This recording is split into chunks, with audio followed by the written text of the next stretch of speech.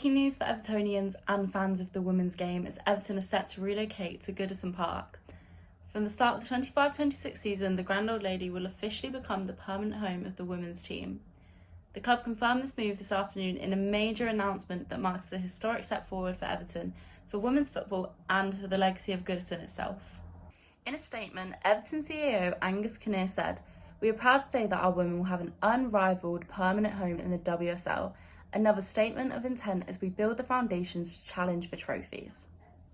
He added that while there are practical and economic challenges ahead, the club and the Freakin Group are fully committed to delivering success for the women's team, just as they have done at AS Roma.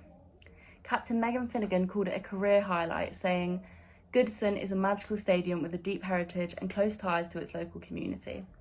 The prospect of what Everton Women can become with such an iconic ground to call our home is hugely exciting." This news is absolutely massive, not just symbolically, but practically as well. I think it shows real belief in the women's team and real investment into their future.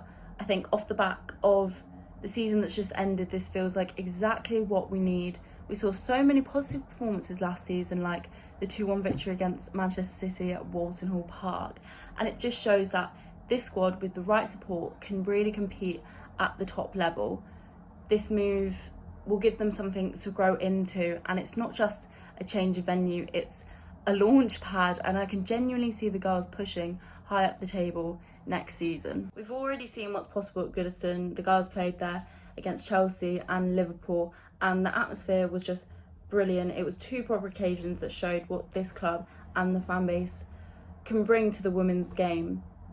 But ultimately, Goodison is a ground where legends have played for over a century, and now our women can write their own chapters at the same ground and on the same pitch. And looking at the bigger picture, this is another big leap forward for the women's game in England. We've seen record-breaking attendances, we've seen investment rising, and now we're seeing historic stadiums opening their doors full-time to the women's sides.